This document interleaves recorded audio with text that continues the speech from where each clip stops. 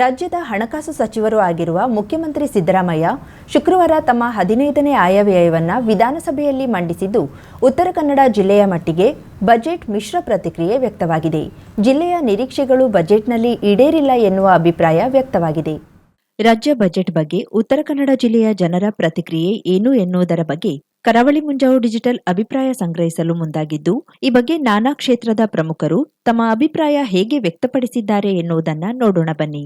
ಸಿದ್ದರಾಮಯ್ಯನವರ ಬಜೆಟ್ ಒಂದು ರೀತಿಯಲ್ಲಿ ಹಲವರಿಗೆ ಸಂತೋಷ ತರ್ತಾ ಇದೆ. ಚುನಾವಣೆಯ ಪರಿಮಳವನ್ನು ಸೂಚಿಸ್ತಾ ಇದೆ. ನಮ್ಮ ಉತ್ತರ ಕನ್ನಡ ಜಿಲ್ಲೆಗೆ ಸಂಬಂಧಿಸಿದಂತೆ ಹೇಳಬೇಕು ಅಂತಾದರೆ, ಘಟ್ಟದ ಮೇಲಿನ ಭಾಗದವರಿಗೆ ತುಂಬಾ ನಿರಾಸೆ, ಕರಾವಳಿಯವರಿಗೆ ಅದರಲ್ಲೂ ಮೀನುಗಾರಿಕೆ ಏನು ಕಾಯಕ ಉಂಟಲ್ಲ ಅವರಿಗೆ ಮಾತ್ರ ತುಂಬಾ ರೀತಿಯಂತಹ ಅನುಕೂಲವನ್ನು ಕಲ್ಪಿಸಿಕೊಡುವಂತ ಒಂದು ಬಜೆಟ್ ಅಂತ ಹೇಳಬೇಕು. ಉಳಿದಂತಹ ಮೀನುಗಾರಿಕೆಯನ್ನು ಹೊರತುಪಡಿಸಿ ತೆಂಗಿನ ನಾರು ಅಭಿವೃದ್ಧಿ ಮಂಡಳಿ ಇರಲಿ ಅಥವಾ ಗೇರು ಬೀಜ ಅಭಿವೃದ್ಧಿ ಇರಲಿ ಅಥವಾ ಇನ್ಯಾವುದೇ ಕೈಗಾರಿಕೆ ಅಭಿವೃದ್ಧಿ ಇರಲಿ, ಇದು ಯಾವುದರ ಬಗ್ಗೆಯೂ ಕೂಡ ಬಜೆಟ್ ನಮಗೆ ಏನನ್ನೂ ಕೊಡ್ತಾ ಇಲ್ಲ.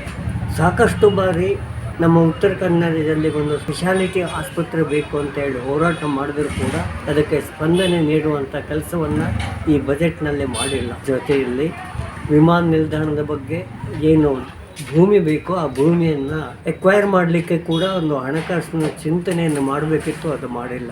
ಇನ್ಫ್ರಾಸ್ಟ್ರಕ್ಚರ್ ಅಥವಾ ಮೂಲ ಸೌಕರ್ಯ ಅಭಿವೃದ್ಧಿ ಬಗ್ಗೆ ಸಂಪೂರ್ಣವಾಗಿ ನಮ್ಮ ಜಿಲ್ಲೆಯನ್ನು ಮರೆತುಬಿಟ್ಟಿದೆ ಸರ್ಕಾರ. ಎಲ್ಲ ಜಿಲ್ಲೆಗಳಲ್ಲಿ ಸ್ಪೈಸ್ ಪಾರ್ಕ್ ಅಥವಾ ಇನ್ನೇನನ್ನು ಕೊಡ್ತಾ ಇದೆ. ಕಾರವಾರಕ್ಕೊಂದು ಜ್ಯುವೆಲರಿ ಪಾರ್ಕನ್ನು ಕೊಡಬಹುದೇ ಇತ್ತು, ಅದನ್ನು ಕೂಡ ಮಾಡಿಲ್ಲ. ಘಟ್ಟದ ಮೇಲ್ಗಡೆಗೆ ಸಿರಿಸಿಲಿ ಕೂಡ ಒಂದು ಸ್ಪೈಸ್ ಬೋರ್ಡ್ ಅಂತ ಇದೆ, ಅದನ್ನು ಕೂಡ ಸ್ಪೈಸ್ ಪಾರ್ಕ್ ಅಂತ ಕಳ್ಕೊಂಡು ಒಂದು ಅಭಿವೃದ್ಧಿಯನ್ನು ಮಾಡಬೇಕಿತ್ತು, ಮಾಡಿಲ್ಲ. ಜಿಲ್ಲೆಯಲ್ಲಿ ಕೈಗಾರಿಕೆಗಳಿಗೆ ಪ್ರೋತ್ಸಾಹವನ್ನು ಕೊಡಲಿಕ್ಕೆ ಸಾಧ್ಯವೇ ಇಲ್ಲ ಅಂತ ರೀತಿಯಲ್ಲಿ ನಮ್ಮ ಬಜೆಟ್ ಒಂದು ಮಾನಸಿಕತೆ ತೋರಿಸ್ತಾ ಇರೋದು ನಮಗೆ ಅತ್ಯಂತ ಖೇದದ ಸಂಗತಿ. ಸಾಮಾನ್ಯವಾಗಿ ಒಂದು ದೇಶದಲ್ಲಿ ತೀರಾ ಅವಶ್ಯಕತೆ ಇರೋದು ಶಿಕ್ಷಣ, ಆರೋಗ್ಯ ಮತ್ತು ಕಾನೂನು. ಇದೇ ವಿಚಾರವನ್ನ ನಮ್ಮ ದೇಶ ಕಂಡ ಅತ್ಯಂತ ಪ್ರಾಮಾಣಿಕ ರಾಜಕಾರಣಿ ಅಟಲ್ ಬಿಹಾರಿ ವಾಜಪೇಯಿಯವರು ಕೂಡ ಹೇಳ್ತಾರೆ. ಜನರಿಗೆ ನೀವೇನಾದರೂ ಉಚಿತ ಕೊಡೋದಾದ್ರೆ ಶಿಕ್ಷಣ, ಆರೋಗ್ಯ ಮತ್ತು ಕಾನೂನನ್ನು ಕೊಡಿ ಅಂತ. ಈ ನಮ್ಮ ಕರ್ನಾಟಕ ರಾಜ್ಯದ ಸಿದ್ದರಾಮಯ್ಯನವರು ಮಂಡಿಸಿದಂತಹ ಒಂದು ಬಜೆಟ್ ಅನ್ನು ನೋಡಿದಾಗ ವಿದ್ಯೆಗೆ ಬಹಳ ಮಹತ್ವವನ್ನು ಕೊಟ್ಟಿದ್ದಾರೆ. ವಿದ್ಯಾರ್ಥಿಗಳು, ಅದರಲ್ಲೂ ಬಡ ವಿದ್ಯಾರ್ಥಿಗಳಿಗೆ ಅನೇಕ ಸೌಲಭ್ಯಗಳನ್ನು ನೀಡಿದ್ದಾರೆ. ಅದು ಭೋಜನ ವ್ಯವಸ್ಥೆ ಆಗಿರ್ಬೋದು, ಉಚಿತವಾದಂಥ ವಿದ್ಯುತ್ ಇರ್ಬೋದು, ಉಚಿತವಾದಂಥ ನೀರಿರ್ಬೋದು, ಕಟ್ಟಡಗಳು ಇರ್ಬೋದು. ಈ ಎಲ್ಲ ದೃಷ್ಟಿಯಲ್ಲಿ ವಿದ್ಯಾರ್ಥಿಗಳಿಗೆ ಅನುಕೂಲಕರವಾದಂಥ ಬಜೆಟ್ ಇದಾಗಿದೆ. ಅಲ್ಲದೆ ಇನ್ನೊಂದು ಗಮನ ಸೆಳೀತದೆ ನಮಗೆ, ಎಲ್ಲ ಧರ್ಮೀಯರನ್ನು ಸಂತೃಪ್ತಿಪಡಿಸಲು ಸಿದ್ದರಾಮಯ್ಯನವರು ಪ್ರಯತ್ನ ಮಾಡಿದ್ದಾರೆ ಅಂತ ಹೇಳ್ಬಹುದು. ಅದೇ ರೀತಿ ಅಂಗನವಾಡಿ ಕಾರ್ಯಕರ್ತರು ನನ್ನ ದೃಷ್ಟಿಯಲ್ಲಿ ಬಹಳ ನಿರ್ಲಕ್ಷ್ಯಕ್ಕೆ ಒಳಗಾಗಿದ್ದಾರೆ. ಯಾಕೆಂದ್ರೆ ಅವರ ದುಡಿಮೆಗೆ ತಕ್ಕಂತ ಪ್ರತಿಫಲ ಅವರಿಗೆ ಸಿಗ್ತಾ ಇಲ್ಲ. ಕಾರ್ಲ್ ಮಾರ್ಕ್ಸ್ ಒಂದು ಕಡೆ ಹೇಳ್ತಾರೆ, ಅವನ ಪ್ರತಿಯೊಬ್ಬ ವ್ಯಕ್ತಿಯ ದುಡಿಮೆಗೆ ಸರಿಯಾದ ಪ್ರತಿಫಲ ಎಲ್ಲಿ ತನಕ ಸಿಗೋದಿಲ್ವೋ ಅಲ್ಲಿ ತನಕ ಸಮಾಜದಲ್ಲಿ ಸಮಾಜವಾದ ಇಲ್ಲ ಅಂತ ಹೇಳ್ತಾರೆ. ಆದ್ರಿಂದ ಅಂಗನವಾಡಿಯ ತೀರಾ ನಿರ್ಲಕ್ಷ್ಯಕ್ಕೆ ಒಳಗಾದ ಅಂಗನವಾಡಿಯವರನ್ನು ಕೂಡ ಇವರು ಲಕ್ಷ್ಯ ವಹಿಸಿದ್ದಾರೆ. ಇವುಗಳ ಜೊತೆಗೆ ನಿರ್ಗತಿಕರಿಗೂ ಕೂಡ ಸಾವಿರಾರು ಕೋಟಿಯನ್ನ ಅವರು ಈ ಸಲ ಮೀಸಲಿಟ್ಟದ್ದನ್ನ ನಾವು ನೋಡಬಹುದು. ಅದೇ ರೀತಿ ಆರೋಗ್ಯದ ಕಡೆಗೂ ಕೂಡ ಅವರು ಲಕ್ಷ್ಯ ವಹಿಸಿದ್ದಾರೆ. ಈ ದೃಷ್ಟಿಯಿಂದ ನೋಡಿದರೆ ಈ ಒಂದು ಬಜೆಟ್ ಜನಸಾಮಾನ್ಯನ ಬಜೆಟ್ ಆಗಿದೆ, ಜನಸಾಮಾನ್ಯರು ಮೆಚ್ಚಿಕೊಳ್ಳುವಂತ ಬಜೆಟ್ ಆಗಿದೆ ಮತ್ತು ಈ ಬಜೆಟಿನ ಪ್ರತಿಫಲ ಜನರಿಗೆ ಸಿಗಬಹುದು ಅನ್ನುವ ಆಶೆ ಇದೆ. ನಮಸ್ಕಾರ, ನನ್ನ ಹೆಸರು ಗಣೇಶ್ ನಾಯ್ಕ್ ಅಂತ, ಅರ್ಥಶಾಸ್ತ್ರ ಉಪನ್ಯಾಸಕ, ಡಾಕ್ಟರ್ ಎ ಬಾಳೆಗ ಕಲಾ ಮತ್ತು ವಿಜ್ಞಾನ ಪದವಿ ಮಹಾವಿದ್ಯಾಲಯ ಕುಮಟ. ರಾಜ್ಯದ ಮುಖ್ಯಮಂತ್ರಿಗಳಾದ ಸನ್ಮಾನ್ಯ ಸಿದ್ದರಾಮಯ್ಯನವರು ಇಂದು ಬಜೆಟನ್ನು ಮಂಡಿಸಿದ್ದಾರೆ. ಈ ಬಜೆಟ್ ಅನ್ನುವುದು ಕೆಲವರಿಗೆ ಹರ್ಷದಾಯಕವಾಗಿದ್ದರೆ ಇನ್ನು ಕೆಲವರಿಗೆ ನಿರಾಶಾದಾಯಕವಾಗಿದೆ. ಇಲ್ಲಿರ್ತಕ್ಕಂಥ ಶ್ಲಾಘನೀಯ ಅಂಶಗಳ ಬಗ್ಗೆ ನಾನು ಹೇಳಲಿಕ್ಕೆ ಇಷ್ಟಪಡ್ತೇನೆ. 24,005 ಪೌರ ಕಾರ್ಮಿಕರನ್ನು ಹಂತ ಹಂತವಾಗಿ ಕಾಯಂಗೊಳಿಸುವಂಥ ಯೋಜನೆ ರೂಪಿಸಿದ್ದಾರೆ. 80 ವರ್ಷ ಮೇಲ್ಪಟ್ಟ ವಯೋವೃದ್ಧರಿಗೆ ಆಹಾರ ಒದಗಿಸುವ ಭರವಸೆಯನ್ನು ಕೂಡ ನೀಡಿದ್ದಾರೆ. ಅಮೃತ ಯೋಜನೆಯಡಿ ಕುಡಿಯುವ ನೀರಿನ ಪೂರೈಕೆ ಮಾಡಬೇಕು ಎಂದು ಕೂಡ ಹೇಳಿದ್ದಾರೆ. ಕೃಷಿ ಕ್ಷೇತ್ರ ಲಾಭದಾಯಕವಾಗಿರಬೇಕು, ಸುಸ್ಥಿರವಾಗಿರಬೇಕು ಎನ್ನುವ ನಿಟ್ಟಿನಲ್ಲಿ ವಿವಿಧ ರೈತ ಯೋಜನೆಗಳನ್ನು ಒಗ್ಗೂಡಿಸಿ ಕರ್ನಾಟಕ ರೈತ ಸಮೃದ್ಧಿ ಯೋಜನೆಯ ಜಾರಿಗೆ ತರುವಂತಹ ಗುರಿಯನ್ನು ಈ ಸರ್ಕಾರ ಹೊಂದಿದೆ. ಅಂಗನವಾಡಿ ಕಾರ್ಯಕರ್ತರಿಗೆ ಹಾಗೂ ಸಹಾಯಕರಿಗೆ ಕಾಯಕಲ್ಪ ಎಂಬಂತೆ ಗ್ರ್ಯಾಚ್ಯುಟಿ ಸೌಲಭ್ಯಗಳನ್ನು ನೀಡತಕ್ಕಂತಹ ಘೋಷಣೆಯನ್ನು ಈ ಬಜೆಟ್ನಲ್ಲಿ ಮಾಡಲಾಗಿದೆ. ಅಷ್ಟೇ ಅಲ್ಲದೆ ಕಲ್ಯಾಣ ಕರ್ನಾಟಕದ ಭಾಗಗಳಿಗೆ 46 ಹೊಸ ಆಸ್ಪತ್ರೆಗಳ ನಿರ್ಮಾಣದ ಘೋಷಣೆ ಕೂಡ ಈ ಬಜೆಟ್ನಲ್ಲಿದೆ. ಹೀಗೆ ಅನೇಕ ಅಂಶಗಳ ಬಗ್ಗೆ ಈ ಬಜೆಟ್ನಲ್ಲಿ ಶ್ಲಾಘನೀಯವಾಗಿ ಹೇಳಲಾಗಿದೆ. ಇನ್ನು ನಮ್ಮ ಜಿಲ್ಲೆಗೆ ಬಂದರೆ ಉತ್ತರ ಕನ್ನಡ ಜಿಲ್ಲೆ ಸರಿಸುಮಾರು 11 ತಾಲೂಕುಗಳಿಂದ ತುಂಬಿರತಕ್ಕಂತಹ ಒಂದು ದೊಡ್ಡ ಜಿಲ್ಲೆ ಎಂಬ ಹೆಸರಿಗೆ ಪಾತ್ರವಾಗಿದೆ. ಸುಮಾರು 6 ಶಾಸಕರನ್ನು ಹೊಂದಿರತಕ್ಕಂತಹ ಜಿಲ್ಲೆ ನಮ್ಮ ಉತ್ತರ ಕನ್ನಡ. ಇಲ್ಲಿ ಕಾರವಾರದ ನೌಕಾನೆಲೆಯ ವಿಮಾನ ನಿಲ್ದಾಣ ಕಾಮಗಾರಿಯ ಭೂಸ್ವಾಧೀನ ತೊಡಕುಗಳನ್ನು ನಿವಾರಿಸಿ ಆ ಕಾಮಗಾರಿಗಳನ್ನು ಸದ್ಯದಲ್ಲೇ ಆರಂಭಿಸಲಾಗುವುದು ಎಂದು ಕೂಡ ಈ ಬಜೆಟ್ನಲ್ಲಿ ಹೇಳಲಾಗಿದೆ. ಅಂಕೋಲದ ಕೇಣಿಯಲ್ಲಿ 30 MTPA ಸಾಮರ್ಥ್ಯದ 4200 ಕೋಟಿ ಅಂದಾಜು ಮೊತ್ತದ ಒಂದು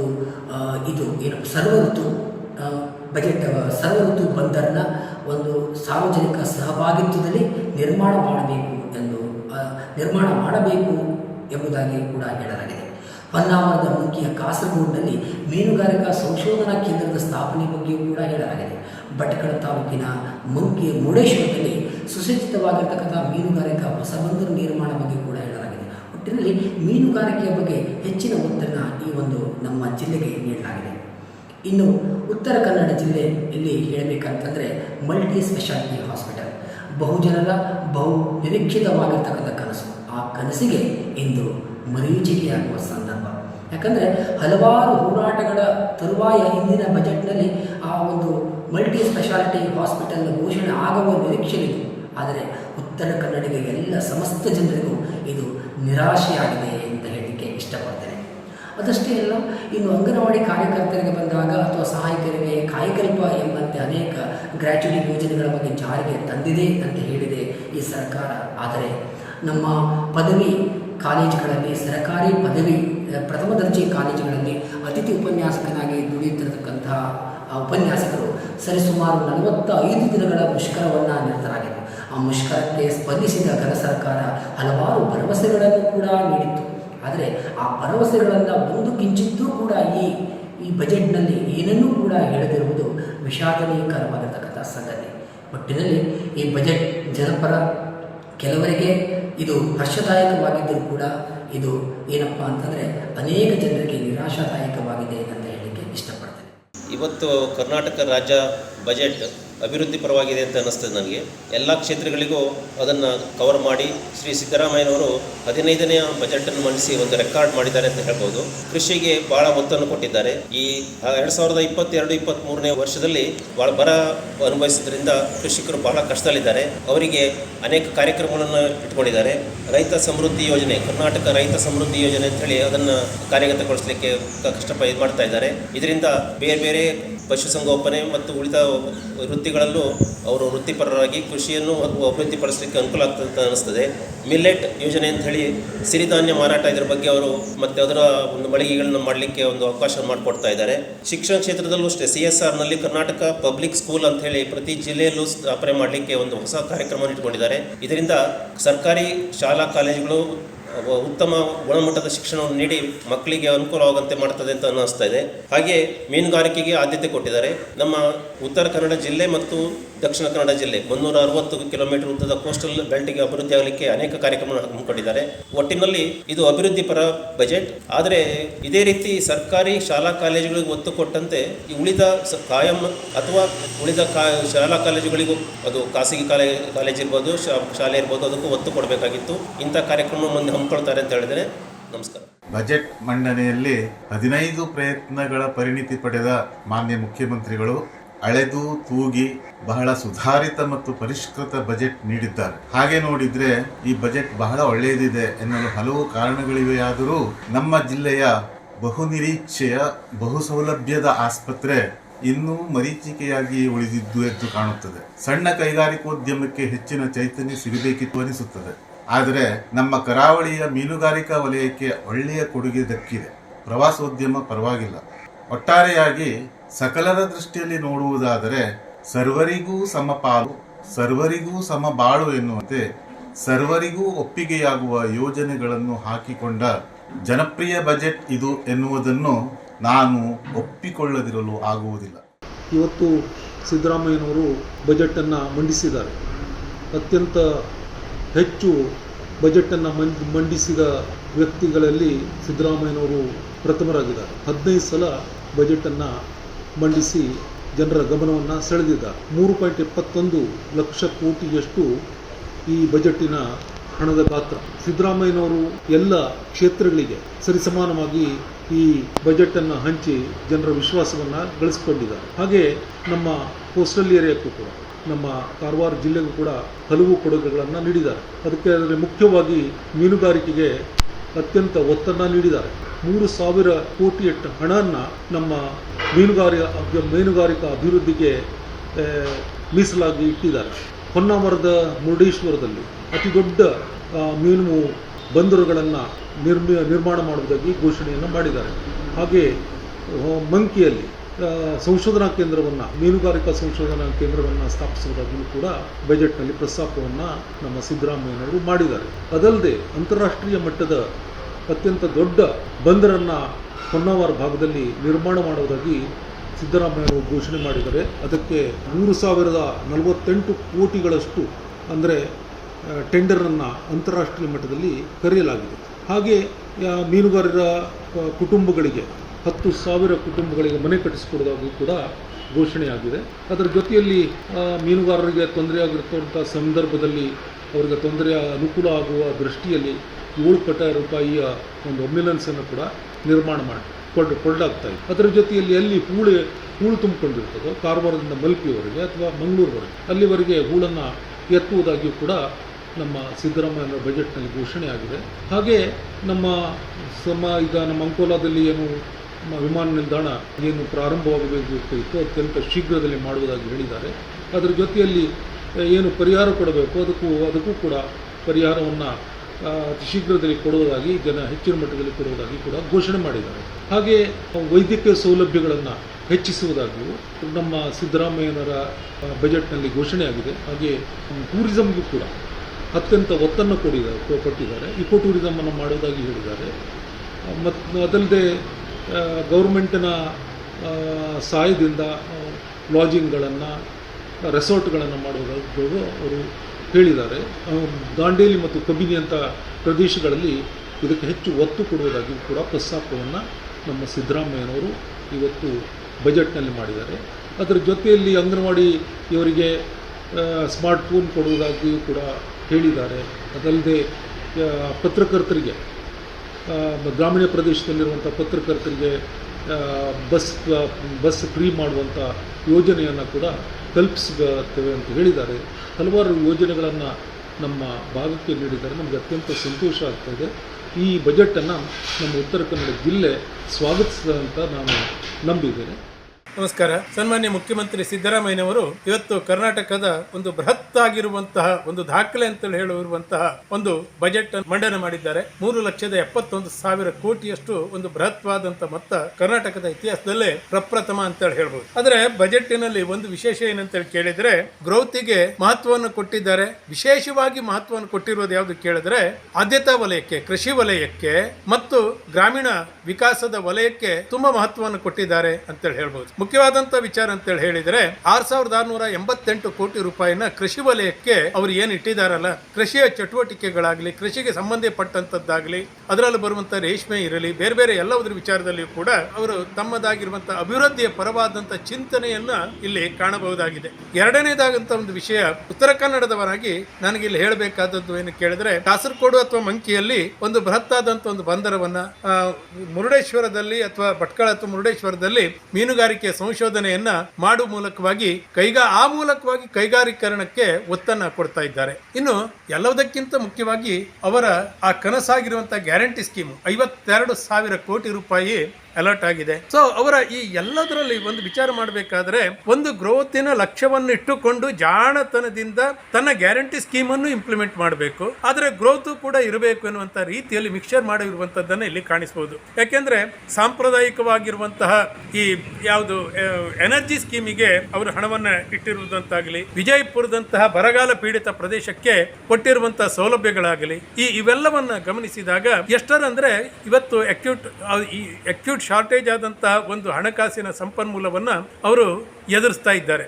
59,000 ಕೋಟಿ ರೂಪಾಯಿನಷ್ಟು ಕೇಂದ್ರ ಸರ್ಕಾರದಿಂದ ಬರಬೇಕಾದದ್ದು ಬರ್ತಾ ಇಲ್ಲ ಎನ್ನುವುದನ್ನು ಅವರು ಬಜೆಟ್ನಲ್ಲಿಯೂ ಕೂಡ ಹೈಲೈಟ್ಸ್ ಮಾಡಿದ್ದಾರೆ. 52,000 ಕೋಟಿ ರೂಪಾಯಿ ಗ್ಯಾರಂಟಿ ಸ್ಕೀಮಿಗೆ ಇಟ್ಟಿರುವುದರ ಕಾರಣದಿಂದ ಫಿಸಿಕಲ್ ಡೆಫಿಸಿಟ್ 82,000 ಕೋಟಿ ರೂಪಾಯಿಯನ್ನು ದಾಟಿದೆ. ಆದರೂ ಕೂಡ ಆ ಗ್ರಾಸ್ ರೆವಿನ್ಯೂ ಟೋಟಲ್ ಇದರಲ್ಲಿ 2.566 ನಲ್ಲಿ ಅಷ್ಟಿದೆ. ಈ ವಿಚಾರ ಮಾಡಿದ್ರೆ ಅದು ಒಳ್ಳೆಯದೇ, ಅದೇನು ಮಿತಿಮೀರಿ ಹೋಗುವಂತದ್ದಲ್ಲ. ರೆವಿನ್ಯೂ ಡೆಪಾಸಿಟ್ 27,500 ಚಿಲ್ಲರೆ ಕೋಟಿ ಇವತ್ತು ರೆವಿನ್ಯೂ ಡೆಪಾಸಿಟ್ ಇರೋದ್ರಿಂದ ಈ ವಿಚಾರದಲ್ಲಿ ಹೇಗೆ ಹೊಂದಿಕೊಳ್ತಾರೆ ಅಂತ ಹೇಳೋದೇ ತುಂಬಾ ಮುಖ್ಯ. ಈಗ ಕೇಂದ್ರಕ್ಕಾದ್ರೆ ಫಿಸಿಕಲ್ ಡೆಪಾಸಿಟ್ ಅನ್ನು ಅಡ್ಜಸ್ಟ್ ಮಾಡಲಿಕ್ಕೆ ಬೇಕಾದಷ್ಟು ಸೋರ್ಸ್ಗಳಿವೆ, ರಾಜ್ಯಕ್ಕಾಗಲ್ಲ. ಒಂದು ಅಂತೇಳಾದ್ರೆ ಅವರು ಸಾಲಕ್ಕೆ ಹೋಗಬೇಕು, ಇಲ್ಲ ಅಭಿವೃದ್ಧಿ ಕುರಿತಾದದ್ದನ್ನು ಕಡಿಮೆ ಮಾಡಬೇಕು, ಇಲ್ಲ ಅದನ್ನು ಹಾಗೆ ಬಿಡಬೇಕಾಗಿರ್ತವೆ. ಈ ವಿಚಾರದಲ್ಲಿ ಏನ್ ಮಾಡಬೇಕು ಅಂತ ಹೇಳುವಂತ ಒಂದು ಸ್ಪಷ್ಟತೆ ಇಲ್ಲದೆ ಇದ್ರು ಕೂಡ ಆಯಾ ಹೊತ್ತಿನಲ್ಲಿ ಏನೋ ಒಂದು ಜಾಣತನದಿಂದ ಅದನ್ನು ತರುತ್ತೇನೆ ಎನ್ನುವಂತ ಒಂದು ವಿಶ್ವಾಸವನ್ನ ಸುಮಾರು 3 ತಾಸಿಗೂ ಮಿಕ್ಕಿ ಪ್ರೆಸೆಂಟ್ ಮಾಡಿರುವಂತಹ ಸಿದ್ದರಾಮಯ್ಯನವರ ಈ ಬಜೆಟ್ ನಲ್ಲಿ ಕಾಣಬಹುದು. ಹಾಗಾಗಿ ಈ ಬಜೆಟ್ ನಲ್ಲಿ ಸಮಗ್ರವಾಗಿ ಹೇಳಬೇಕಾದ್ರೆ ಗ್ರೋತ್ ಓರಿಯೆಂಟೆಡ್ ಅವರ ಕನಸಾಗಿರುವಂತಹ ಎಲ್ಲವರನ್ನು ಒಳಗೊಳ್ಳುವಂತಹದ್ದನ್ನು ಮಾಡಿದ್ದಾರೆ. ಅಲ್ಪಸಂಖ್ಯಾತರಿಗೆ, ವಕ್ಫ್ ಬೋರ್ಡಿಗೆ, ಬೇರೆ ಎಲ್ಲ ಅದು ಅವರ ನೆಚ್ಚಿನ ವಿಷಯ. ಆದ್ರೆ ಅದು ಎಲ್ಲದಕ್ಕಿಂತ ವಿಚಾರವಾಗಿ ಮುಖ್ಯವಾಗಿ ಬೇಕಾಗಿರುವುದು ಏನು ಕೇಳಿದ್ರೆ ಅಭಿವೃದ್ಧಿ ಪರವಾದಂತ ಕೈಗಾರಿಕೆಗಳಿಗೆ ಪ್ರೋತ್ಸಾಹ ಕೊಡುವಂತ ರೀತಿಯಲ್ಲಿ ಒಂದು ಡೆಫಿನೆಟ್ ಆಗಿ ಹೇಳುವಂತ ತತ್ವದ ಒಂದು ಕೊರತೆ ಇದರಲ್ಲಿದೆ. ಆದರೆ ಗ್ರಾಮೀಣ ಪ್ರದೇಶಕ್ಕೆ ಬಡವರಿಗೆ ಜನಪ್ರಿಯತೆಗೆ ಕೊರತೆ ಉಂಟಾಗದಂತ ರೀತಿಯಲ್ಲಿ ಒಂದು ಬಜೆಟ್ ಅನ್ನ ಜಾಣತೆಯಿಂದ ಮಂಡನೆ ಮಾಡಿದ್ದಾರೆ. ಕ್ಯಾಪಿಟಲ್ ಎಕ್ಸ್ಪೆಂಡಿಚರ್ಗೆ ಏನಾಗ್ತದೆ ಗೊತ್ತಿಲ್ಲ. ಈ ಎರಡು ವಿಚಾರವನ್ನು ಮ್ಯಾನೇಜ್ ಮಾಡುವುದು ಮಾತ್ರ ಮುಂದಿನ ದಿನಗಳಲ್ಲಿ ಸಿದ್ದರಾಮಯ್ಯನವರಿಗೆ ಒಂದು ಸವಾಲಾಗಲಿದೆ. ಇವತ್ತಿನ ಮಾನ್ಯ ಮುಖ್ಯಮಂತ್ರಿ ಸಿದ್ದರಾಮಯ್ಯರವರು ಮಂಡಿಸಿದ ಬಜೆಟಲ್ಲಿ ಉತ್ತರ ಕನ್ನಡ ಜಿಲ್ಲೆಗೆ ವಿಶೇಷವಾಗಿ ಪ್ರವಾಸೋದ್ಯಮಕ್ಕೆ ಯಾವುದೇ ರೀತಿಯ ಒತ್ತನ್ನು ನೀಡಿದಿರುವುದಿಲ್ಲ. ಆದ್ದರಿಂದ ಈ ಬಜೆಟ್ ತುಂಬ ನಿರಾಶಾದಾಯಕವಾಗಿದೆ. ಪ್ರವಾಸೋದ್ಯಮಕ್ಕೆ ಕಿಂಚಿತ್ತೂ ಪುಣ್ಯಕ್ಷೇತ್ರ ಗೋಕರ್ಣಕ್ಕೆ ಯಾವುದೇ ಅನುದಾನ ನೀಡದೇ ಇರುವುದು ತುಂಬ ಬೇಸರವೆನಿಸಿದೆ. ಪ್ರವಾಸೋದ್ಯಮಕ್ಕೆ ಉತ್ತೇಜನ ನೀಡಬೇಕಾದದ್ದು ಮಾನ್ಯ ಮುಖ್ಯಮಂತ್ರಿಯವರ ಕರ್ತವ್ಯವಾಗಿತ್ತು. ಈವರೆಗೂ ಕೂಡ ನೀಡಿರುವುದಿಲ್ಲ. ಪುಣ್ಯಕ್ಷೇತ್ರದ ರಸ್ತೆಗಳು ಹಾಳಾಗಿದ್ದಾವೆ, ಚರಂಡಿಗಳ ಸಮಸ್ಯೆ ಇದೆ, ಸಮುದ್ರ ಕೊರೆತ ಇದೆ.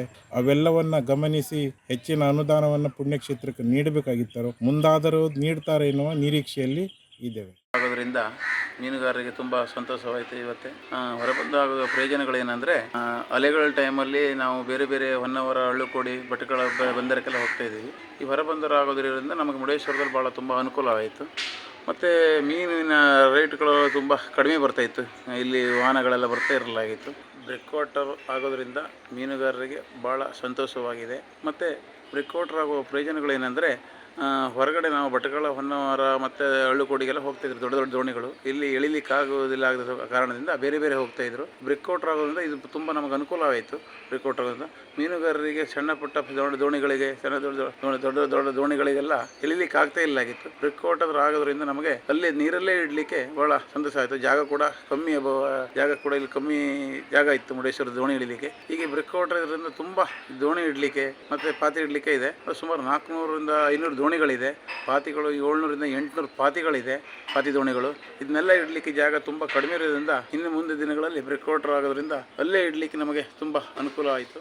ಘನ ಕರ್ನಾಟಕ ಸರ್ಕಾರದ ಸನ್ಮಾನ್ಯ ಮುಖ್ಯಮಂತ್ರಿಗಳು ಹಾಗೂ ಹಣಕಾಸಿನ ಮಂತ್ರಿಗಳು ಅಂತ ಶ್ರೀಯುತ ಸಿದ್ದರಾಮಯ್ಯನವರು ಇಂದು ಸುಮಾರು 3 ಗಂಟೆಗಳ ಕಾಲ ತಮ್ಮ ದಾಖಲೆಯ 15ನೇ ಮುಂಗಡ ಪತ್ರವನ್ನು ಮಂಡಿಸಿದರು. ತುಂಬಾ ಸಂತೋಷ. ಕರ್ನಾಟಕದಲ್ಲಿ ಇದುವರೆಗೆ ಪ್ರಾಯಶಃ ಯಾವ ಹಣಕಾಸಿನ ಮಂತ್ರಿಗಳು ಕೂಡ ಅಷ್ಟು ಸುದೀರ್ಘ ಅವಧಿಯವರೆಗೆ ತಮ್ಮ ಮುಂಗಡ ಪತ್ರವನ್ನು ಮಂಡಿಸಲಿಲ್ಲ. ಆದರೆ ಮುಂಗಡ ಪತ್ರದಲ್ಲಿ ನಾವು ಕೂಲಂಕಷವಾಗಿ ಗಮನಿಸಿದಾಗ ರಾಜ್ಯ ಸರ್ಕಾರದ ಅಭಿವೃದ್ಧಿಗೆ ದೀರ್ಘಾವಧಿಯಲ್ಲಿ ಪೂರಕವಾಗುವಂತ ಯಾವುದೇ ದೊಡ್ಡ ಯೋಜನೆಗಳು ಕಂಡು ಬರ್ತಾ ಇಲ್ಲ. ತಮ್ಮ ಬಜೆಟ್ ಗಾತ್ರವನ್ನ 3.71 ಲಕ್ಷ ಕೋಟಿಗೆ ಹೆಚ್ಚಿಸಿದ್ರು. ಆದರೆ ಈ ಬಜೆಟ್ ಅಲ್ಲಿ ತಮ್ಮ 5 ಏನು ಉಚಿತ ಕೊಡುಗೆಗಳಿವೆ ಈಗಾಗಲೇ ಘೋಷಣೆ ಮಾಡಿಕೊಂಡಿದ್ದು, ಅದಕ್ಕಾಗಿಯೇ ಸುಮಾರು 52,000 ಕೋಟಿ ರೂಪಾಯಿಗಳಷ್ಟು ವಿನಿಯೋಗ ಆಗ್ತಾ ಇದೆ. ಅದಲ್ಲದೆ ಈ ಖರ್ಚುಗಳನ್ನ ಸರ್ಕಾರ ಭರಿಸುವ ಉದ್ದೇಶಕ್ಕಾಗಿ ಸುಮಾರು 1 ಲಕ್ಷ ಕೋಟಿಗಿಂತ ಹೆಚ್ಚು ಸಾಲವನ್ನು ಪಡೆದುಕೊಳ್ತಾ ಇದೆ. ಇದು ಪ್ರಾಯಶಃ ನನ್ನ ದೃಷ್ಟಿಯಲ್ಲಿ ದೀರ್ಘಾವಧಿಯಲ್ಲಿ ಕರ್ನಾಟಕದಲ್ಲಿ ಹಣದುಬ್ಬರಕ್ಕೆ ಕೂಡ ಕಾರಣವಾಗುವಂತ ಒಂದು ಅಂಶವಾಗಿರ್ತಾ ಇದೆ. ಒಂದು ನಾವು ಶಿಕ್ಷಣ ಕ್ಷೇತ್ರದಲ್ಲಿರುವ ಕಾರಣಕ್ಕಾಗಿ ಸಮಾಧಾನದ ವಿಷಯ ಅಂತಂದ್ರೆ ಶಿಕ್ಷಣ ಕ್ಷೇತ್ರಕ್ಕೆ ಸುಮಾರು 44,000 ಕೋಟಿ ರೂಪಾಯಿಗಳಷ್ಟನ್ನ ಅನುದಾನವನ್ನು ನೀಡಿರುವಂತದ್ದು ಸಂತೋಷದ ಸಂಗತಿ. ಅದಲ್ಲದೇನೆ ನೀರಾವರಿಗೆ ಹಾಗೇನೆ ಮೂಲಸೌಕರ್ಯವಂತ ರಸ್ತೆ ನಿರ್ಮಾಣಗಳಿಗೆ, ಮೀನುಗಾರಿಕೆಗೆ ಹೆಚ್ಚಿನ ಅನುದಾನ ಕೊಟ್ಟಿರುವಂತದ್ದು ಕೂಡ ಆಯಾ ವರ್ಗದ ಸಮಾಧಾನಕ್ಕೆ, ಸಂತೋಷಕ್ಕೆ ಕಾರಣವಾಗಿರ್ತಾ ಇದೆ. ಆದ್ರೆ ರಾಜ್ಯ ಸರ್ಕಾರದ ನೌಕರರು 7ನೇ ವೇತನ ಆಯೋಗ ಪೂರ್ಣ ಪ್ರಮಾಣದಲ್ಲಿ ಘೋಷಣೆಯಾಗ್ತದೆ ಈ ಮುಂಗಡ ಪತ್ರದಲ್ಲಿ ಅನ್ನುವಂತ ಆಶಯವನ್ನು ಹೊಂದಿದ್ರು. ಆದರೆ ಅದು ಕೈಗೂಡಲಿಲ್ಲ. ಹಾಗಾಗಿ ಆ ರಾಜ್ಯ ಸರ್ಕಾರದ ಎಲ್ಲ ನೌಕರಸ್ಥರ ಅಸಮಾಧಾನಕ್ಕೆ ಕೂಡ ಈ ಮುಂಗಡ ಪತ್ರ ಕಾರಣವಾಗಿದೆ ಅನ್ನುವುದಾಗಿ. ಹಾಗೇನೆ ನಮ್ಮ ಮುಖ್ಯಮಂತ್ರಿಗಳು ನಮ್ಮ ಜಿಲ್ಲೆಗೆ ಒಂದು ಸೂಪರ್ ಸ್ಪೆಷಾಲಿಟಿ ಹಾಸ್ಪಿಟಲ್ ಅನ್ನ ಈ ಬಜೆಟ್ ನಲ್ಲಿ ಘೋಷಣೆ ಮಾಡ್ತಾರೆ ಅನ್ನುವಂಥದ್ದು ನಮ್ಮ ಸಮಸ್ತ ಉತ್ತರ ಕನ್ನಡ ಜಿಲ್ಲೆಯ ಜನರ ನಿರೀಕ್ಷೆ ಆಗಿತ್ತು. ಪ್ರಾಯಶಃ ಅದು ಕೂಡ ನನಸಾಗಲಿಲ್ಲ. ಆ ದೃಷ್ಟಿಯಿಂದ ನಮ್ಮೆಲ್ಲ ಜಿಲ್ಲೆಯ ಜನರಿಗೆ ಇದೊಂದು ನಿರಾಶಾದಾಯಕ ಮುಂಗಡ ಪತ್ರ ಅನ್ನೋದಾಗಿ ಅಭಿಪ್ರಾಯ ಪಡ್ತೇನೆ. ಇಂಜಿನಿಯರಿಂಗ್ ಕಾಲೇಜ್ ಯಾವುದೂ ಇಲ್ಲ ಕೊಡಬೇಕು ಅಂತ ಹೇಳಿದ್ರೆ, VITU ಅಂತ ಮಾದರಿಯಲ್ಲಿ ಯಾವುದೂ ಇಲ್ಲ. ಉತ್ತರ ಕನ್ನಡ ಜಿಲ್ಲೆಯಲ್ಲಿ ಅವರು ಬಹಳಷ್ಟು ಅನುದಾನಗಳನ್ನು ಕೊಡ್ಬೋದಾಗಿತ್ತು. ಉದಾಹರಣೆಗೆ ಸಿದ್ಧಿ ಜನಾಂಗದವರಿಗೆ ಕೊಡ್ಬೋದಾಗಿತ್ತು, ಹಾಲಕ್ಕಿಗಳಿಗೆ ಕೊಡ್ಬೋದಾಗಿತ್ತು, ಮೀನುಗಾರರಿಗೆ ಇನ್ನೂ ಸ್ವಲ್ಪ ಹೆಚ್ಚಿನ ಅನುದಾನವನ್ನು, ಡೀಸೆಲ್ ಸಬ್ಸಿಡಿ ಇವುಗಳನ್ನು ಮಾಡಬಹುದಾಗಿತ್ತು. ಅದರದ್ದು ಯಾವುದರ ಬಗ್ಗೆಯೂ ವಿಶೇಷವಾಗಿ ಲಕ್ಷ್ಯ ವಹಿಸಲಿಲ್ಲ. ಬಜೆಟ್ ನೋಡಿದರೆ ದಕ್ಷಿಣ ಕರ್ನಾಟಕ ಭಾಗಕ್ಕೆ ಹೆಚ್ಚಿನ ಒತ್ತು ಕೊಟ್ಟಂಗಿದೆ. ನಮ್ಮ ಪಶ್ಚಿಮ ಕರ್ನಾಟಕ ಭಾಗ ಅಂತೂ ಸಂಪೂರ್ಣವಾಗಿ ನಿರ್ಲಕ್ಷ್ಯ ಒಳಗಾಗಿದೆ ಅಂತಾನೆ ಅನಿಸ್ತದೆ. ಅದರಿಂದ ಒಂದು ದೃಷ್ಟಿಯಲ್ಲಿ ಈ ಬಜೆಟ್ ಖಾಲಿ ಒಂದು ಪಾಪ್ಯುಲಾರಿಟಿ ಮತ್ತು ತನಗೆ ಬೇಕಾದಂತ ಕೆಲವೊಬ್ಬರಿಗೆ ಅನುಕೂಲವಾಗುವಂತೆ ಬಜೆಟ್ ಮಾಡಿಕೊಂಡಿದ್ದಾರೆ ವಿನ ಎಲ್ಲರಿಗೂ ಸರಿಸಮಾನವಾದ ಹಕ್ಕು ಅಥವಾ ಅದರ ಉಪಯೋಗ ಸಿಗುವಂತೆ ಅಂತೂ ನನಗೆ ಕಾಣ್ತಾ ಇದೆ. ಅತ್ಯಂತ ಸಾಧಾರಣವಾದ ಮಟ್ಟದ ಒಂದು ಬಜೆಟ್ ಅಂತ ನಾನು ಹೇಳಿ ಬಯಸ್ತಾ ಇದ್ದೀನಿ. ಮುಖ್ಯಮಂತ್ರಿ ಸಿದ್ದರಾಮಯ್ಯನವರು ಈ ಸಲ ತಮ್ಮ ಬಜೆಟ್ ಅನ್ನು ಮಂಡನೆ ಮಾಡಿದ್ದಾರೆ. ಅದರಲ್ಲಿ ಸುಮಾರು 52,000 ಕೋಟಿ ರೂಪಾಯಿಗಳನ್ನ ವಿವಿಧ ಗ್ಯಾರಂಟಿ ಯೋಜನೆಗಳಿಗೆ ಕೊಡ್ತೇನೆ ಅಂತ ಹೇಳಿದ್ದಾರೆ. ಈಗಾಗಲೇ ಅವರು ಮಾಡಿರುವಂತಹ ಗ್ಯಾರಂಟಿ ಯೋಜನೆಗಳಿಗೆ ಸಾಕಷ್ಟು ಹಣ ಬರ್ತಾ ಇಲ್ಲ. ಎಷ್ಟೋ ಜನ ಹಣ ಇಲ್ಲದೆ ಸಿಗದೆ ಬಹಳ ಕಷ್ಟಪಡ್ತಾ ಇದ್ದಾರೆ. ಆದ ಕಾರಣ ಈ ಸಿದ್ದರಾಮಯ್ಯನವರು ಮಾಡಿದಂಥ ಬಜೆಟ್ ಯಾವ ಕಾರಣಕ್ಕೂ ಅದು ರಾಜ್ಯದ ಅಭಿವೃದ್ಧಿಗೆ ಪೂರಕ ಆಗುವುದಿಲ್ಲ ಅಂತ ಹೇಳಲಿಕ್ಕೆ ನಾನು ಬಯಸ್ತಾ ಇದ್ದೇನೆ. ಈಗ ಅವರು ಕೆಲವೊಂದು ಯೋಜನೆಗಳಲ್ಲಿ ಕೆಲವೊಬ್ಬರಿಗೆ ಅನುದಾನವನ್ನು ಹೆಚ್ಚು ಕೊಟ್ಟಿದ್ದಾರೆ, ಕೆಲವೊಬ್ಬರಿಗೆ ಕಡಿಮೆ ಕೊಟ್ಟಿದ್ದಾರೆ. ಹಿಂದೂ ದೇವಾಲಯಗಳಿಗೆಲ್ಲ ಕೇವಲ 500 ಕೋಟಿ 200 ಕೋಟಿಯಷ್ಟು ಕೊಟ್ಕೊಂಡು ಕೈ ಕೊಟ್ಟಿದ್ದಾರೆ ಅನ್ನುವಂತ ಹೇಳಿ ಕಾಟಾಚಾರಕ್ಕೆ ಮಾತ್ರ. ಮತ್ತು ತಮ್ಮ ವರುಣಾ ಕ್ಷೇತ್ರಕ್ಕೆ ಸುಮಾರು 2,000 ಕೋಟಿ ರೂಪಾಯಿಯನ್ನು ಹಾಕೊಂಡಿದ್ದಾರೆ. ಆದರೆ ಬೇರೆ ಮಂತ್ರಿಗಳಿಗಾಗಲಿ ಅಥವಾ ಬೇರೆ MLAಗಳಿಗಾಗಲಿ ಅಥವಾ ಬೇರೆ ಕ್ಷೇತ್ರಗಳಿಗಾಗಲಿ ಯಾವುದೇ ಥರದ ಅನುದಾನವನ್ನು ಹೆಚ್ಚಿನ ಪ್ರಮಾಣದಲ್ಲಿ ಕೊಡಲಿಲ್ಲ. ಅದರಲ್ಲಂತೂ ಕರಾವಳಿ ಭಾಗಕ್ಕಂತೂ ಸಂಪೂರ್ಣವಾಗಿ ನಿರ್ಲಕ್ಷ್ಯ ಮಾಡಿದ್ದಾರೆ. ಹೋದ ಸಲ ಏನೋ ಸ್ವಲ್ಪ ಕೊಟ್ಟಿದ್ರು, ಈ ಸಲ ಅದು ಇಲ್ಲ ಅನ್ನೋಷ್ಟರ ಮಟ್ಟಕ್ಕೆ ಬಂದುಬಿಟ್ಟಿದೆ. ಆದ್ದರಿಂದ ಈ ಬಜೆಟ್ ಈ ಸಲ ಅವರು ಏನು ಮಾಡಿದಾರಲ್ಲ ಅದು ರಾಜ್ಯದ ಅಭಿವೃದ್ಧಿಗೆ ಪೂರಕ ಆಗ್ತದೆ ಅಂತೇಳಿ ನನಗಂತೂ ಅನಿಸೋದಿಲ್ಲ. ಮತ್ತಷ್ಟು ಖೋತ ಹೆಚ್ಚಾಗ್ತದೆ ಮತ್ತು ಪ್ರತಿಯೊಂದು ಕಾರಣಕ್ಕೂ ಹೋದ ಕೂಡಲೇ ಅವರು ಮದ್ಯದ ಮೇಲೆ ತೆರಿಗೆಯನ್ನು ಹೆಚ್ಚು ಮಾಡ್ತಾ ಇದ್ದಾರೆ. ಇದರಿಂದ ಕಳ್ಳಬಟ್ಟಿ ಆಗಲಿ ಅಥವಾ ಬೇರೆ ರಾಜ್ಯಗಳಿಂದ ನಮ್ಮ ರಾಜ್ಯದೊಳಗೆ ಬರುವಂಥ ಮದ್ಯ ಇದರ ಪ್ರಮಾಣ ಹೆಚ್ಚಾಗ್ತದೆ ಮತ್ತು ಜನರಿಗೆ ಒಳ್ಳೆ ಕಂಪನಿ ಇದ್ರ ಸಿಗೋದಕ್ಕಿಂತ ಜನ ಕಳ್ಳಬಟ್ಟಿ ಕುಡಿದು ಹೆಚ್ಚಾಗ್ಬಿಡ್ತದೆ. ಅದನ್ನು ಸ್ವಲ್ಪ ಕಂಟ್ರೋಲ್ ಮಾಡಬೇಕಾಗಿತ್ತು. ಯಾಕಂದರೆ ಹೋದ ವರ್ಷದಲ್ಲಿ 2 ಸಲನೋ 3 ಸಲ ಅವರು ಮದ್ಯದ ಬೆಲೆಯನ್ನು ಹೆಚ್ಚು ಮಾಡಿದ್ದಾರೆ. ಪ್ರತಿಯೊಂದಕ್ಕೂ ಲಿಕ್ಕರ್ ಕನ್ಸಂಪ್ಷನ್ ಯಾರು ಮಾಡ್ತಾರೆ ಅವರೇ ತೆರಿಗೆ ಭಾರವನ್ನು ಹೊರಬೇಕು ಅನ್ನುವಂಥ ಒಂದು ದೃಷ್ಟಿಕೋನದಲ್ಲಿ ಅವರು ಬಜೆಟನ್ನು ಮಂಡನೆ ಮಾಡ್ತಾ ಇದ್ದಾರೆ. ಇದನ್ನೆಲ್ಲ ಸ್ವಲ್ಪ ಅವರು ವಿಚಾರ ಮಾಡಿಕೊಂಡು ಸರಿಯಾದ ಬಜೆಟ್ ಮಾಡಿದಿದ್ರೆ ಅದು ಬಜೆಟ್ ಚೆನ್ನಾಗಿರ್ತಿತ್ತೇನೋ. ಆದರೆ ಎಷ್ಟೋ ಯೋಜನೆಗಳು ಅವ್ರು ಹೇಳಿದ್ದಾರೆ ಅದು 1 ವರ್ಷದಲ್ಲಿ ಪೂರ್ಣ ಆಗುವಂಥ ಬಜೆಟ್ ಯಾವುದೂ ಅಲ್ಲ. ಫಾರ್ ಎಕ್ಸಾಂಪಲ್ ಈಗ ನಾವು ಹೇಳ್ಬೇಕಂತ ಹೇಳಿದ್ರೆ Visvesvaraya institute technological institute VITU ಅದಕ್ಕೆ 500 ಕೋಟಿ ಕೊಟ್ಟು IIT ಮಾದರಿಯಲ್ಲಿ ಮಾಡ್ತೇನೆ ಅಂತ ಹೇಳಿದ್ದಾರೆ. ಆದರೆ ಅದು 1 ವರ್ಷದಲ್ಲಿ ಆಗುವಂಥ ಯೋಜನೆ ಅಲ್ಲ. ನೇರವಾಗಿ 1 ವರ್ಷದಲ್ಲಿ ಜನರಿಗೆ ಅದರದ್ದು ಲಾಭ ಏನೂ ಸಿಗುವುದಿಲ್ಲ. ಇಂದು ಸನ್ಮಾನ್ಯ ಮುಖ್ಯಮಂತ್ರಿಗಳು ಮಂಡಿಸಿದ ಬಜೆಟ್ನಲ್ಲಿ ಕರ್ನಾಟಕ ಬಂದರು ಮತ್ತು ಒಳನಾಡು ಸಾರಿಗೆ ಇಲಾಖೆಗೆ ಸಾಕಷ್ಟು ಒಂದು ಒತ್ತನ್ನು ಕೊಟ್ಟಿದ್ದಾರೆ. ಇದರಲ್ಲಿ ಮುಖ್ಯವಾಗಿ ಪ್ರವಾಸೋದ್ಯಮ ಮತ್ತು ಜಲ ಸಾರಿಗೆ ಇಂಪ್ರೂವ್ಮೆಂಟ್ ಮಾಡಲಿಕ್ಕೆ ಸುಮಾರು 20,000 ಕೋಟಿಯನ್ನು ಅದಕ್ಕೆ ಅನುವು ಮಾಡಿ ಇಟ್ಟಿದ್ದಾರೆ. ಇದರಲ್ಲಿ ಏನ್ ಮಾಡಬಹುದಂದ್ರೆ ಇದು ಒಂದು ಒಳ್ಳೆ ಬಜೆಟ್ ಅಂತ ಹೇಳ್ಬೋದು. ಯಾಕೆ ಅಂದ್ರೆ ಇವರು ವಾಣಿಜ್ಯ ಬಂದರನ್ನ ಪ್ರತ್ಯೇಕವಾಗಿ ಮತ್ತು ಮೀನುಗಾರಿಕೆ ಬಂದರುಗಳನ್ನ ಪ್ರತ್ಯೇಕವಾಗಿ ಅಭಿವೃದ್ಧಿಪಡಿಸಿದರೆ ಮುಂದಿನ ದಿನಗಳಲ್ಲಿ ವಾಣಿಜ್ಯ ಬಂದರು ಮತ್ತು ಮೀನುಗಾರಿಕೆ ಬಂದರು ಪ್ರತ್ಯೇಕವಾಗಿ ಸಾಕಷ್ಟು ಬೆಳವಣಿಗೆ ಹೊಂದಿ ಮೀನುಗಾರರಿಗೆ ತೊಂದರೆ ಆಗದಂತೆ ಒಂದು ಸಹಾಯ ಆಗಬಹುದು ಅಂತ ನನ್ನ ಒಂದು ಅಭಿಪ್ರಾಯ. ಶ್ರೀ ರಾಜಲಕ್ಷ್ಮಿ ಜ್ಯುವೆಲ್ಲರ್ಸ್ ಸದಾಶಿವಗಡ ಕಾರವಾರ ಉತ್ತರ ಕನ್ನಡ ಪ್ರಸ್ತುತಪಡಿಸುವ 24 ಕ್ಯಾರೆಟ್ 999 ಗೋಲ್ಡ್ ಪ್ಲೇಟೆಡ್ ರಾಮಮಂದಿರ. ಅಯೋಧ್ಯೆಯ ಶ್ರೀರಾಮ ಮಂದಿರದ ಸೊಗಸಾದ ಪ್ರತಿಕೃತಿ. ದೈವತ್ವದ ಸಂಕೇತದೊಂದಿಗೆ ನಿಮ್ಮ ಮನೆಯ ಸ್ಥಳವನ್ನ ಅಲಂಕರಿಸಿ ನಿಮ್ಮ ಬದುಕಿಗೆ ಶುಭ ಆಶೀರ್ವಾದವಾಗಲಿ. ಇಂದೇ ಖರೀದಿಸಿ. ಕೇವಲ 5,900ರಿಂದ ಪ್ರಾರಂಭ. ಜಿಎಸ್ಟಿ ಪ್ರತ್ಯೇಕ. ಮುಂಗಡ ಬುಕಿಂಗ್ ಮಾಡಿ. ಶ್ರೀರಾಮ ಮಂದಿರ ಸೊಗಸಾದ ಪ್ರತಿಕೃತಿ ಕಾದಿಡಿ. ಸಂಪರ್ಕಿಸಿ ರಾಜಲಕ್ಷ್ಮಿ ಜ್ಯುವೆಲ್ಲರ್ಸ್, ಸದಾಶಿವಗಡ, ಕಾರವಾರ. ಮೊಬೈಲ್ ಸಂಖ್ಯೆ 9482910747 8150933676. ಲ್ಯಾಂಡ್ಲೈನ್ 08382265933 08382265333.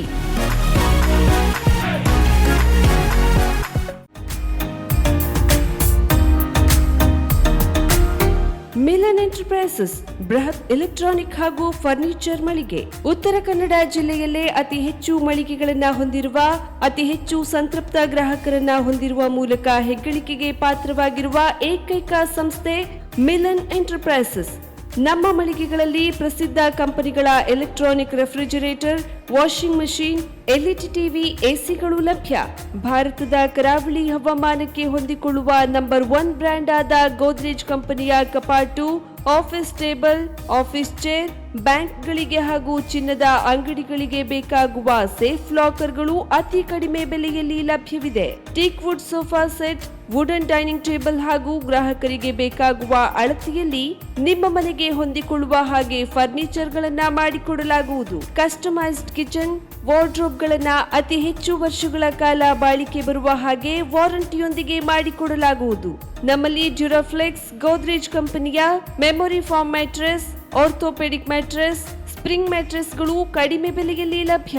ವಿವಿಧ ಕಂಪನಿಗಳ ನವೀನ ಮಾದರಿಯ ಮಿಕ್ಸರ್, ಗ್ರೈಂಡರ್, ಫ್ಯಾನ್, ಕುಕ್ಕರ್, ತವಾ, ಫ್ಲಾಸ್ಕ್, ಮೈಕ್ರೋ ಓವೆನ್ಗಳು ಲಭ್ಯವಿದೆ. 0% ಬಡ್ಡಿಯೊಂದಿಗೆ ಸ್ಥಳದಲ್ಲಿಯೇ ಬಜಾಜ್ ಫೈನಾನ್ಸ್ ನಿಂದ ಸಾಲ ಸೌಲಭ್ಯವಿದೆ.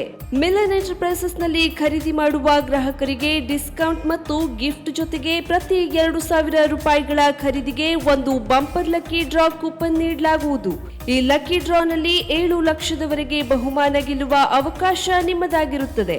ಲಕ್ಕಿ ಡ್ರಾದಲ್ಲಿ 1 ಕಾರ್, 2 ಬೈಕ್ ಮತ್ತು ರೆಫ್ರಿಜರೇಟರ್, ವಾಷಿಂಗ್ ಮಷೀನ್ ಸೇರಿದಂತೆ 30 ಲಕ್ಕಿ ಗ್ರಾಹಕರಿಗೆ ಬಹುಮಾನ ಗೆಲ್ಲುವ ಅವಕಾಶ. ಗ್ರಾಹಕರ ಸಂತೃಪ್ತಿಗೆ ನಮ್ಮ ಮೊದಲ ಆದ್ಯತೆ ಎನ್ನುವುದು ಮಿಲನ್ ಎಂಟರ್ಪ್ರೈಸಸ್ನ ವಾಕ್ಯ. ಉತ್ತರ ಕನ್ನಡ ಜಿಲ್ಲೆಯ ನಮ್ಮ ಶೋರೂಮ್ಗಳಾದ ಮುಲ್ಲಾ ಸ್ಟಾಪ್ ಹತ್ತಿರ Kodibag road, Kajubag, Karwar. Agriculture office ಎದುರುಗಡೆ ಮಾಸ್ತಿಕಟ್ಟೆ ರೋಡ್, ಹೊನ್ನಾವರ. ಸೀಮಾ ಕಾಂಪ್ಲೆಕ್ಸ್ ಹತ್ತಿರ Moni Basti main road, Bhatkal. Indian bank ಎದುರು CP Bazar road, Sirsi. JS building, JN road, Dandeli. KS building, Motikeri road, Haliyal. ಇಲ್ಲಿಗೆ ತಪ್ಪದೇ ಭೇಟಿ ನೀಡಿ ಸಂತೃಪ್ತರಾಗಿ.